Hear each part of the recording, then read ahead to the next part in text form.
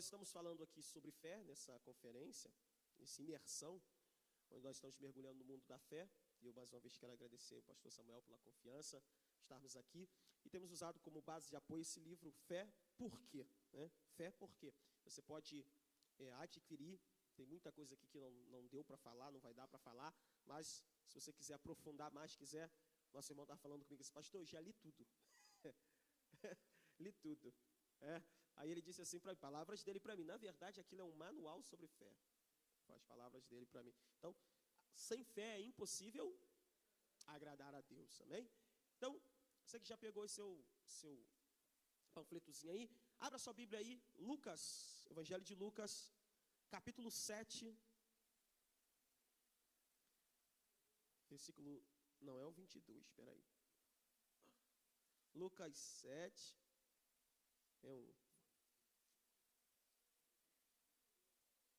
Você achou aí? Lucas 7, versículo 1. Ontem eu falamos aqui sobre a fé no seu aspecto mais conceitual. Agora nós vamos falar um pouquinho da fé no seu aspecto mais prático, ela operando em nossas vidas. Vamos lá. Diz assim, e depois de concluir todos esses discursos perante o povo, entrou em Cafarnaum e o servo de um certo centurião, a quem muito estimava, estava doente e moribundo, ou à beira da morte. E quando ouviu falar de Jesus, enviou-lhe os anciãos dos judeus, rogando-lhe que viesse curar o seu servo. E chegando ele junto de Jesus, rogaram-lhe muito, dizendo, é digno de que lhe concedas isso, porque ama a nossa nação, e ele mesmo nos edificou a sinagoga. E foi Jesus com eles, mas quando já estava perto da casa, enviou-lhe o centurião uns amigos, dizendo-lhe, Senhor, não te incomodes, porque não sou digno de que entres debaixo do meu telhado. E por isso nem ainda me julguei digno de ter contigo. Dize, porém, uma palavra, e o meu criado sarará. Porque também eu sou homem sujeito à autoridade. E tenho soldados sob o meu poder, e diga a este vai, e ele vai, a outro vem, ele vem, a meu servo faz isto, e ele o faz. E ouvindo isso, Jesus maravilhou-se dele, e voltando-se disse à multidão que o seguia, digo-vos, que nem ainda em Israel tenho achado tanta fé. E você pode aplaudir a Deus pela sua palavra. Aleluia. Pedi meu amigo do teclado aqui para me ajudar, por favor. Vamos lá, queridos. Na época de Cristo, você sabe, eu vou chover no molhado, mas eu preciso lembrar de algumas coisas aqui. Na época de Cristo, antes e um bom tempo depois, os romanos dominavam todo o mundo, de então, conhecido. Eles dominavam desde o norte da África, Oriente Próximo, Ásia Menor, Europa, até onde é a Inglaterra. Eles dominavam tudo. E os romanos, para manterem e avançar o seu domínio, eles tinham um disciplinado e organizado e altamente treinado exército, bem qualificado. E o exército romano, ele era dividido por legiões. Cada legião comportava até aproximadamente 5.000 soldados. 5.000 soldados aproximadamente. E por sua vez, as legiões se subdividiam em grupos menores, de até 100 soldados. E esse grupo de até 100 soldados eram chamados de centúria, que vem de 100. E o oficial que era responsável por esse grupo de 100 soldados, esse destacamento, era chamado de centurião. Pois bem, perto do território de Israel, ou no território de Israel, tinha alguns destacamentos romanos ali para trazer segurança e proteção ao império. Então tinha um destacamento romano na Síria, era o importante. Tinha um outro quartel romano em Jerusalém, Fortaleza Antônia. Você lembra que Jesus, quando foi interrogado, ele foi levado no quartel general, ele foi levado na fortaleza, onde ficava o governador Pilatos. Também tinha um outro quartel importante em Cesareia Marítima. E tinha um outro destacamento militar importante em Cafarnaum. E por que em Cafarnaum tinha um destacamento militar? Porque em Cafarnaum tinha uma alfândega, uma coletoria. Você lembra que quando Jesus passou por Cafarnaum, ele passa pela coletoria e ele vê Mateus, que era cobrador de imposto. Ele chama Mateus para segui-lo e ele o segue. Então, onde tem muito dinheiro, a segurança é reforçada. Então, em Cafarnaum tinha um destacamento militar. Daí você abrir o texto aqui em Lucas, capítulo 7, e você começar e encontrar um centurião romano em Cafarnaum. Pois bem, qual é a conexão do centurião romano aqui com o que nós queremos tratar? Esse centurião, como era muito comum, ele tinha um servo. Uma palavra bem mais simples, ele tinha um escravo, que naquela época não tinha nada a ver com questão de cor, de pele, não tinha nada a ver, tinha outras questões militares, de guerra, e vai por aí afora. E ele tinha um servo que ele muito estimava. E esse servo do centurião, que ele amava muito, que ele gostava muito, ficou doente, à beira da morte. E pelo fato dele amar muito esse servo, ele começa a ouvir algumas coisas. Ele ouve, tem um tal de Jesus aí que resolve esse problema. Tem um tal de Jesus aí que ele tem poder para curar. E esse centurião, o que ele faz? Ele entra em contato com líderes dos judeus anciões que vão pedir a Jesus para vir resolver seu problema. Quando os anciões vão falar com Jesus, chegam para Jesus e Jesus ouve a história. Jesus diz: eu irei e lhe darei saúde. Mateus registra isso. Jesus disse: eu irei e lhe darei saúde. Quando Jesus está no meio do caminho, já para chegar na casa do centurião, o centurião agora vai mandar uns amigos. E os amigos chegam até Jesus com a seguinte palavra: Senhor, não se incomode de você vir à minha casa. Eu não sou digno de que o Senhor entre debaixo do meu telhado. Eu nem mesmo me considerei digno de ter falar contigo. Veja, eu sou um homem de autoridade. Eu sou sujeito à autoridade, porque eu sou sujeito à autoridade, eu também tenho autoridade. Eu digo para o soldado, vai, ele vai. Eu digo para o soldado, vem, ele vem. Eu falo para o meu servo, faz isto, e ele executa o que eu estou falando. Ora, se eu, um simples mortal, falo e acontece, digo, e tem que ser feito de acordo com a minha palavra, que dirá o Senhor? Se o Senhor liberar apenas uma palavra. Então ele diga para Jesus assim, não precisa dar mais nenhum passo. Você não precisa avançar nem mais 100 metros. Daí de onde o Senhor está, libera apenas uma palavra. Só não precisa falar duas, só não precisa falar três. Se o Senhor falar uma vez, daí de onde o Senhor está, a tua palavra vai fazer efeito dentro da minha casa. Diga apenas uma palavra e o meu criado será curado, porque eu acredito no poder da tua palavra. Quando Jesus ouviu isso, Jesus ficou maravilhado. O texto diz que Jesus ficou maravilhado. Jesus falou, uau. Se fosse no século 21, Jesus teria dito, uau, ele foi na imersão na Devec Sorocaba. Eu vos digo que nem Israel eu vi uma fé como a fé desse homem. E Jesus libera uma palavra para ele, vai e seja feito conforme tu creste. E a Bíblia diz que na mesma hora aquele servo foi curado. Na mesma hora. Irmãos, esse homem, ele deixou Jesus maravilhado por causa da sua fé. Eu disse aqui ontem que a fé tem níveis. Nenhuma fé é incredulidade. Pouca fé, uma fé abaixo do esperado. Jesus falou para Pedro, homem de pouca fé. Fé normal, Jesus falou para o cego de Jericó, a tua fé te curou. Grande fé, Jesus falou para a mulher cananeia, mulher, grande é a tua fé. Mas para esse homem, Jesus falou, em nenhum lugar aqui eu vi uma fé como a fé dele. Ele tem uma fé excepcional, a ponto de deixar Jesus maravilhado. Você tem uma ideia o que é você deixar Deus maravilhado com a tua fé? Se a fé agrada a Deus, imagine a que o deixa maravilhado.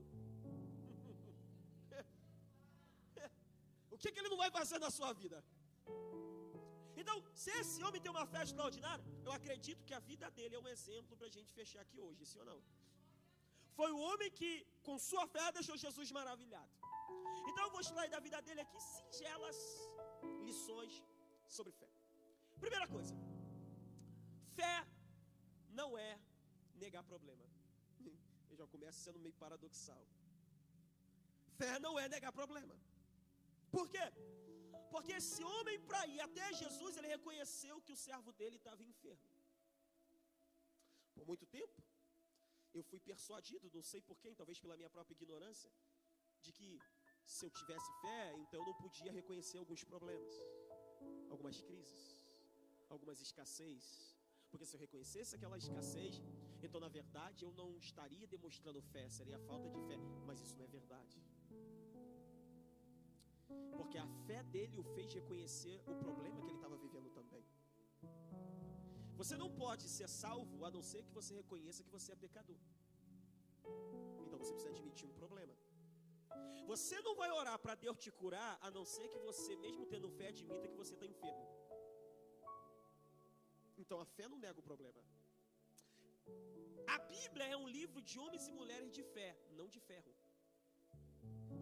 Homem de fé é da Bíblia, homem de ferro é da Marvel, dos Vingadores. Isso não é da Bíblia. Você pode crer e passar por problemas, você pode crer e passar por lutas, você pode crer e passar por adversidade, você pode crer e passar por momentos difíceis. Diga comigo, fé não é negar problema. A fé não nega a doença. O que ela faz é te conectar com Jeová Rafa, o Deus que cura. A fé não ignora a dificuldade. O que ela faz é manter você de cabeça erguida. A fé não ignora os obstáculos da vida. O que ela faz é fazer com que você continue acreditando que, independente do cenário, Deus é poderoso para entrar na tua vida e mudar a situação. Então, primeira coisa que a gente aprende aqui: fé não é negar problema. Ele reconheceu que o servo dele estava enfermo. Parece bem paradoxal, mas é uma verdade. Segunda coisa: a minha fé, a tua fé, a minha vida, a tua vida, a nossa vida é determinada pela voz que nós ouvimos. Repita após mim: a minha vida está sendo determinada pela voz que eu estou ouvindo. O texto começa assim, ó: ouvindo falar de Jesus. A tua fé, o teu nível de fé é determinado pela voz que você ouve. Escute isso. 10 homens incrédulos fizeram mais de 1 milhão de pessoas morrerem no deserto. Eles olharam a terra de Canaã e disseram: essa terra não é para nós não. Falaram mal da terra e fez o povo desanimar. 10 homens incrédulos fizeram mais de 1 milhão de pessoas morrerem no deserto. Uma menina, escrava, serva, movimentou 2 nações. Ela chegou para a senhora dela e disse assim: ó, se meu senhor estivesse diante do profeta que está em Samaria, ele o restauraria da sua lepra. A senhora acreditou, falou para o marido, o general Naamã. Naamã acreditou, falou para o rei acreditou, mandou mensagem para o rei de Israel, movimentou tanto que chegou no profeta Eliseu aquela palavra. Sabe o que aconteceu? Uma palavra de uma menina movimentou 2 reinos. Qual é a voz que você está ouvindo? Qual é a voz que está entrando no teu coração? Que tipo de palavra você está ouvindo? Escute uma coisa, querido: você é tão forte como a voz que você está ouvindo. Escute isso aqui. Eu tenho total certeza que, eu não sei como ele ouviu. Alguém chegou para ele e deu uma palavra para ele que gerou fé, porque a fé vem pelo ouvir. Escute isso aqui. Você acha que ele chegou para alguém e disse assim: poxa, meu servo está doente? E alguém perguntou para ele: como é que é, rapaz? Ele está paralisado, terrivelmente atormentado. E alguém chegou para ele e falou assim: rapaz, meu primo teve essa doença. É assim mesmo, vai atrofiando, depois morre. Foi isso que ele ouviu? Se ele tivesse ouvido isso, ele não tinha gerado fé no coração. Eu tenho certeza que o que ele ouviu foi o seguinte, mais ou menos assim: eu não sei o que o teu servo tem, mas eu sei quem pode resolver. Eu não sei em que nível ele está, mas eu conheço aquele que, independente da situação, pode entrar nesse problema e resolver a situação. Ele ouviu. Tem uma frase de Mike Murdock que diz o seguinte: o lugar onde você está determina o que você ouve. O que você ouve determina o que você acredita. O que você acredita muda a sua vida. É por isso que é importante demais você estar na casa de Deus, porque quando você vem para cá, você ouve palavras que têm o poder de mudar a sua vida. Eu já me arrependi diversas vezes de não ter estado no culto, mas não consigo me lembrar de vezes em que eu me arrependi de estar no culto. A tua vida está sendo determinada pela voz que você... que você está ouvindo? Você está ouvindo palavras que estão dizendo para você que você não vai conseguir? Ou você está ouvindo palavras que estão dizendo para você que Deus pode fazer você chegar? Você está ouvindo palavras que miram na sua fraqueza? Ou você está ouvindo palavras que te conectam na onipotência de Deus? Você está ouvindo palavras que tiram a tua força? Ou você está ouvindo palavras que geram fé no teu coração e faz você acreditar? Agora escute isso aqui. Não apenas é importante o que você ouve, mas também é importante e decisivo o que você faz com aquilo que você ouve.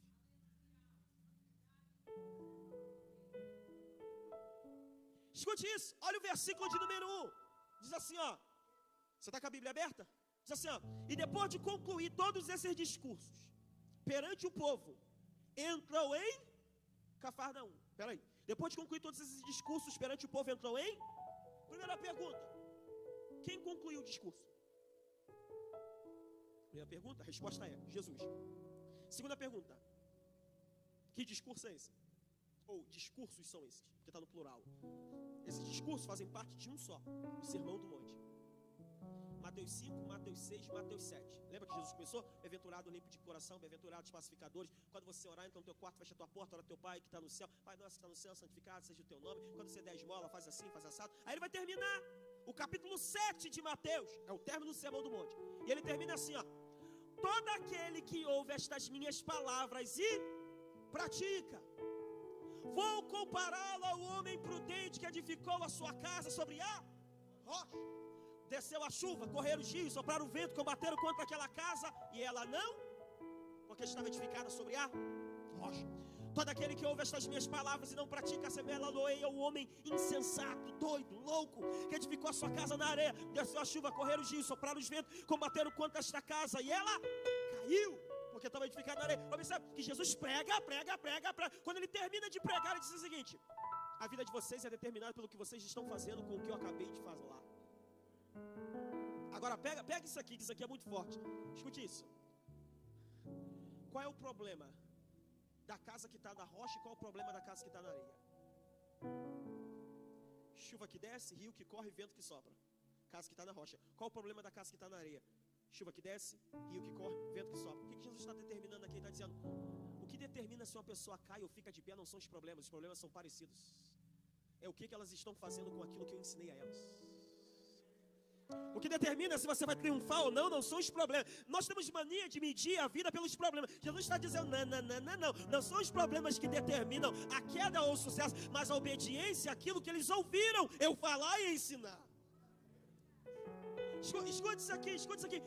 Por que eu disse isso? Vamos continuar. Quando ele acabou esse sermão, ele entrou onde? Onde ele entrou? Onde? Cafarnaum. Então olha aqui para mim. Ele entrou em Cafarnaum. Quando ele entra em Cafarnaum, versículo 2, o centurião o encontra. Ou melhor, manda pessoas falar com ele. Então peraí.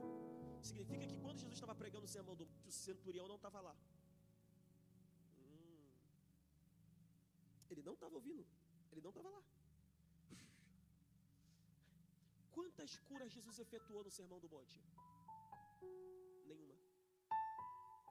Ele prega Mateus 5, Mateus 6, Mateus 7, ninguém é curado. Nenhum milagre, nenhuma obra extraordinária. Por que tu acha que isso está na Bíblia nessa sequência? Parece à toa, né? Não. Quando ele termina de pregar, ele entra em Cafarnaum, um homem que nem tinha ouvido tudo que ele ensinou, mas ouviu um pouco acerca dele, decide agir. Decide pôr a fé em prática. E quando ele age, Jesus reage fazendo um milagre extraordinário na vida dele. O que a Bíblia está querendo me ensinar? Não vai mudar a tua vida apenas o que você está ouvindo, mas o que você está fazendo com o que você está ouvindo. Ele pregou 3 capítulos, ninguém manifestou fé, ele não curou ninguém. Um homem que não ouviu nenhum capítulo tomou uma decisão que mudou a vida dele. É por isso que muitas vezes na igreja nós não entendemos como é que pode. Eu estou aqui, eu estou ouvindo mensagem, eu estou orando e nada está acontecendo. Vem uma pessoa, ouve uma mensagem, põe em prática, ela ouviu uma mensagem, conta o testemunho. Por quê? Não é o quanto você está ouvindo, é o que você está fazendo com aquilo que você ouviu. Eu sei que você ouve, nós estamos aqui no Imersão sobre Fé. Você está me ouvindo e além de me ouvir, eu sei que você ouve sempre aqui os pastores que o pastor Samuel traz, o pastor Samuel e outros aqui que falam. Mas isso não vai mudar a tua vida. O que vai mudar a tua vida é o que você vai fazer com aquilo que você está ouvindo. Você pode ouvir o melhor pregador, pregador, você pode ouvir o melhor mestre, você pode ouvir a pessoa mais cheia de unção, mais cheia de poder. Se você não manifestar fé, nada vai acontecer na tua vida, nada vai acontecer na sua história. Agora eu te digo uma coisa: se você manifestar, ainda que seja uma pequena fé, se prepare para ver Deus agir na sua vida, para ver Deus entrar na sua história, para ver Deus fazer o sobrenatural. Você pode me ajudar e dizer para alguém que está ao teu lado assim: o que você anda fazendo com tanta palavra? O que você anda fazendo?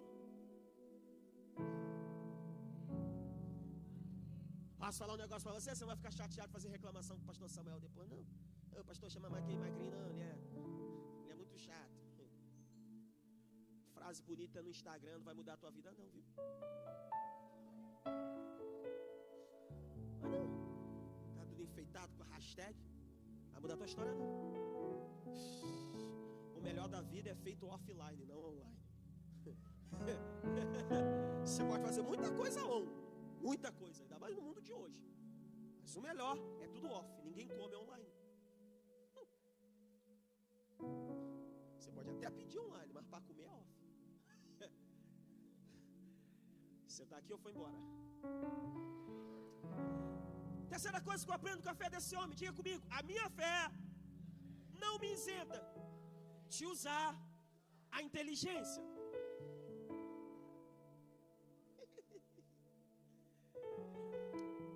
Eu vou sintetizar essa palavra inteligência numa outra palavra: estratégia. Diga comigo: estratégia. Escute isso. O centurião sabia que Jesus curava, sim ou não? Sim. Te faço a segunda pergunta: ele foi direto até Jesus? Foi direto até Jesus? O centurião? Não. Então eu vou te fazer uma pergunta. Obrigado. Se ele sabe que Jesus é que resolve o problema, por que ele não foi direto até Jesus? Ele mandou outras pessoas. Mas você acha que isso está na Bíblia à toa? Não. Por que ele não foi direto até Jesus? Vou te dar algo. Eu acredito que se ele tenta ir direto até Jesus, ele não ia ser respondido. Aí você deve estar olhando para mim e dizendo assim: por quê? Então eu vou te dar algumas possibilidades. Número 1, chegar perto de Jesus não era uma tarefa fácil. Não era fácil. Aqui, mais à frente, você vai ver Jesus multiplicar pães e peixes. Na multiplicação dos pães e peixes, tem 5.000 homens, fora mulheres e crianças. 5.000 homens. Se você botar um homem para cada mulher, dá 10.000. Se os judeus faziam filho igual o patriarca deles, Jacó, cada um tem 12. Para não apelar, vou jogar uma multidão de 15.000 pessoas. Vou jogar para baixo, vou lá embaixo. 15.000. Passar por 15.000 pessoas é fácil? Por isso que Zaqueu subiu na árvore. Por isso que a mulher do fluxo de sangue teve que se espremer. O cego Bartimeu teve que gritar igual um doido. Então, chegar perto de Jesus aqui não era uma tarefa fácil. Primeira coisa. Segundo, quando você queria falar com Jesus, você não chegava direto nele. O que você tinha que fazer? Passar pelos apóstolos. Eles eram o caminho. Você lembra que é André que apresenta o menino que tem 5 pães e 2 peixinhos? Você vinha pelos apóstolos e os apóstolos te levavam até Jesus. Normal. Você chega no banco e fala assim: eu quero falar com o gerente. Vai vir uma pessoa, vai te atender e vai ver se te leva para o gerente, sim ou não. É assim em qualquer área. É a mesma coisa, só que tem um problema. Qual? O centurião era o quê? Romano. Quem dominava Israel? Roma. Tu acha que os apóstolos iam ajudar o inimigo? Aí você ia dizer para mim: não, pastor, os apóstolos eram firmeza, era crente. Tá bom, vou te mostrar o quão crente eles eram. Primeiro, no meio dos apóstolos de Jesus, tinha um lá chamado Simão Zelote. Zelote era um grupo que lutava pela libertação de Israel do governo romano. O cara era militante. Tu acha que ele ia deixar passar? Ah, agora tu tá precisando de ajuda? É, miserável. Não vai ver, vou deixar tu morrer a míngua. Segundo, vou te mostrar outra coisa sobre os apóstolos. Os apóstolos eram tão bons que uma vez Jesus quis entrar em Samaria, os samaritanos não receberam Jesus. João, apóstolo do amor, disse assim: Senhor, o Senhor quer que eu ore para descer fogo do céu e consumir eles? Só não quiseram receber, os caras já queriam orar para descer fogo e matar todo mundo. Vou dar uma outra dos apóstolos para você. Eles viram um homem pregando e expulsando o demônio no nome de Jesus. Eles olharam e disseram: Senhor, nós vimos um homem que no teu nome pregava e expulsava demônio. Nós o proibimos. Ele não tem a nossa placa. Não pode pregar Jesus. Que isso, cara? Quem é por nós não é contra nós. Os caras: não, ele não anda com a gente, nem tem a nossa placa. Quer ver uma outra dos apóstolos? Mateus 19, 13 em diante, os pais trazem os filhos para serem abençoados por Jesus. O que eles fazem? Eles embarreram. Jesus que tem que intervir, deixar e vir a mim os pequeninos dos tais ao reino dos céus. Não se pensar, meu irmão, os caras que embarreiravam a criança, tu acha que não ia embarrear inimigo? Então, se ele vem pelos apóstolos, estava frito sem gordura na panela do fogo alto. Terceiro motivo, ele era romano, como romano ele era gentio. E Jesus tinha uma prioridade ministerial. Mateus 10, versículos 5 e 6, quando ele manda os apóstolos pregar, os 70 pregar, ele diz assim, ó, quando vocês forem pregar, vocês não vão pelo caminho de gentio, nem entrem em aldeia de samaritano. Prioridade eram os judeus. Por isso que a mulher cananeia, quando vem gritando atrás de Jesus, Senhor, socorre, minha filha está endemoniada. Qual a resposta dele? Não é bom pegar o pão dos filhos e deitá-lo aos... O que ele está dizendo? Eu preciso resolver o problema do povo judeu, depois resolver o teu. Você é gentia, espera, não chegou a tua vez. Te dei aqui pelo menos 3. Mas aquele homem, ele tinha fé, sim ou não? Mas ele não era religioso. Ele era estratégico. Quem foi que ele mandou falar com Jesus? Quem foi que ele mandou falar com Jesus? Os anciões. Qual o sermão que Jesus tinha acabado de pregar? O do monte. Lá no sermão do monte, Mateus 5,17, Jesus disse assim, ó, eu não vim abrogar a lei, eu vim cumprir a lei. E na lei, Levítico 19, versículo 32, diz o seguinte, você tem que se curvar diante da face do velho, tem que honrar o ancião. Por onde ele veio? Pelos anciões, que eram líderes religiosos de idade avançada. E a lei dizia que você tinha que honrar o ancião. Então o que ele manda? Os anciões falarem com Jesus. Que isso, pastor? Estratégia. Quando eu li isso aqui, pastor Samuel, o Espírito Santo ministrou algo ao meu coração. Você vai pegar isso aqui? Se ajeita aí na cadeira para você pegar. Escute isso aqui, porque isso aqui vai destravar muita coisa na sua vida. Deus trouxe algo ao meu coração que foi o seguinte: nós perdemos muita bênção não por falta de fé, mas por falta de estratégia. Ele tinha fé, mas se ele usa a fé dele sozinha, ele não ia conseguir, porque ele precisava da estratégia para chegar até Jesus. Pastor, eu não gostei desse negócio não, isso aí não está certo não, me prova mais isso aí. Tá bom, vamos lá. Você lembra da mulher do fluxo de sangue? Ela tinha fé, sim ou não? Tinha, ela disse, então somente eu tocar serei curada. Mas quando ela vai para tocar, ela consegue? Não, onde é que ela tocou? Na orla. Orla é a parte de baixo da roupa. Então enquanto todo mundo vinha por cima, ela teve estratégia, veio por baixo. Você lembra de Zaqueu? Ele queria ver quem era Jesus, mas tinha uma multidão. Ele vai atrás da multidão, ele tenta ver e não consegue.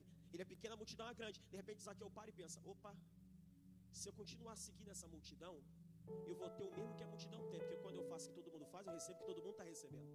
Então ele para, observa e vê que tem uma árvore, e a árvore está no caminho onde Jesus está passando. Ele para e pensa, opa, se eu faço o que todo mundo faz, eu recebo o que todo mundo faz, todo mundo recebe. Mas se eu faço o que ninguém está fazendo, eu recebo o que ninguém está recebendo. Então ele corre, sobe na árvore. Enquanto está todo mundo disputando um com o outro, dando cotovelada, ele está em cima da árvore de camarote, esperando Jesus passar por baixo. E quando Jesus passa, Jesus para e diz, Zaqueu, desce depressa, porque hoje me convém pousar em tua casa. Você precisa misturar. Aplaude bem forte ao Senhor. Você precisa misturar a tua fé com estratégia, a tua fé com inteligência. Às vezes você crê, o que você está precisando é da estratégia, do jeito certo, da hora certa, da pessoa certa, para você chegar onde você quer. Você já tem metade do caminho andado, como nós dizemos lá no Rio, porque você já tem a fé. Você só precisa alinhar isso com a estratégia. Aí ninguém te detém. Você une duas coisas, a espiritual e a terrena. Quem crê nisso? Pastor, o que eu aprendo aqui? Eu vou ser bem breve hoje. Diga comigo, a minha fé não me isenta de ter relacionamentos.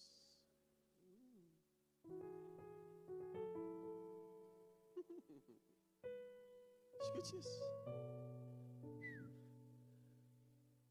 Aquele homem tinha fé, sim ou não? A fé dele era tão grande, tão grande, tão grande, que Jesus elogiou, sim ou não? Sim. Mas ele sozinho conseguia chegar em Jesus?